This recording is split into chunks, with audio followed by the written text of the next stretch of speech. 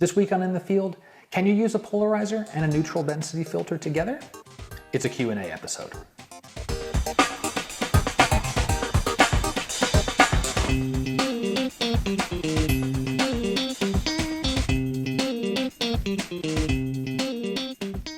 Hi everyone, I'm Scott Davenport and welcome to In the Field. This week's a Q&A episode, and I love getting your questions. It's been great to get bunches of questions over the last couple of weeks. They make me think about my photography. Hopefully my answers are helping you out. It's a win-win. Everybody gets something out of this deal. So if you have a question, please send it in to me. You can contact me through my website, and I'll get you an answer as quickly as I can, usually within 48 hours. So you're not having to wait around until I do some new video on Q&A and hope that I've answered your question. You'll get an answer straight away. And those that I think are kind of broader reaching and would be interesting to the general photography community at large, I put those into one of these episodes here. So with that, let's get to a couple of questions specifically about fieldwork. Rob in San Diego asked, if I'm using a neutral density filter and a polarizer at the same time, does it matter what order I put the filters on my camera? So it's a really good question. Let me take one step back and maybe answer a question that you might be thinking is, can I do this or should I do this? Well, you certainly can. You can use neutral density filters and polarizers together, and that's because they do two different things. A neutral density filter is just a dark piece of glass, and it's going to cut down the amount of light that passes through it. And so we most often use those in landscapes for rivers or for oceans or for things where we have motion that we want to blur. Maybe, or you're shooting traffic in a city and you want to have nice traffic trails that snake through certain roadways, or you want the ocean or a lake to be completely calm. You stick a neutral density filter in front of your lens. It cuts down the amount of light passing through it. You have to keep your shutter open longer and you get that nice blurry, ethereal feel. A polarizer is not manipulating the light, but changing a little bit. I like to think of it as aligning the light. And we most often see this in landscapes with blue skies. You rotate the polarizer on the front of your lens and you'll see the sky become a richer, bluer tone. It's helping to I said, align the wavelengths almost so that they're coming in. You get richer, more vibrant colors. Now polarizers work best when the sun is at a 90-degree angle to your lens.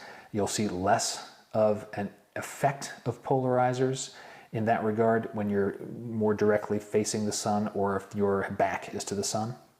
The other spot where we see polarizers useful is cutting down glare on water so you can see through water to what's beneath it. Picture a river in a mountain stream and there's a bunch of nice pebbles beneath the water. You can turn your polarizer and cut the glare away from the water, see the pebbles.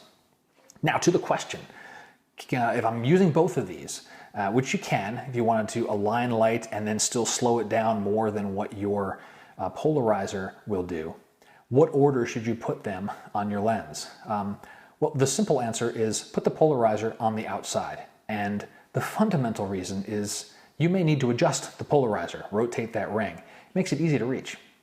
Now, I always thought as well, I like the idea of having my polarizer on the outside because that's what's going to align light. And so I may as well do that first before it goes through the rest of the camera. And I read some other stuff when I was thinking about this question. I said, well, what have other people been saying about this? Someone said that the polarizer on the outer edge might reduce lens flare. I've never experienced that. I've never really noticed it. But I suppose, okay, if someone's done some level of research into that, hey, great. But putting all that aside, just the simplicity of being able to reach your polarizer easily and adjust it without having to remove filters or take things out of your filter holders, put the polarizer on the outside. Andy in Philadelphia asked, what's the AE lock button all about and do I use it?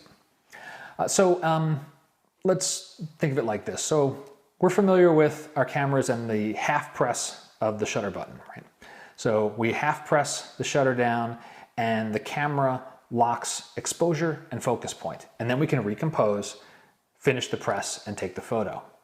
What AE lock does is allows you to separate the exposure lock from your focus lock. So let's imagine I'm shooting somewhere that has a very bright sky, but a dark foreground. I could point my camera downward and half press and get a focus, an exposure, an AE lock, an exposure for the foreground. And then I could press the AE lock button. That's gonna now say to the camera, don't change your exposure settings. You've metered for this particular area of this scene. Don't change that. Then I can recompose. I don't have to press any buttons or anything. I've already told the camera, don't change your exposure. I can recompose, I can set my focus point, and then I can shoot. So fundamentally, it's separating your exposure lock and your focus lock. There's also an AEF button usually that does the reverse. You can lock your focus first and then let things, the camera re-expose. Do I use it? I usually don't. It's just one more thing I don't usually play with.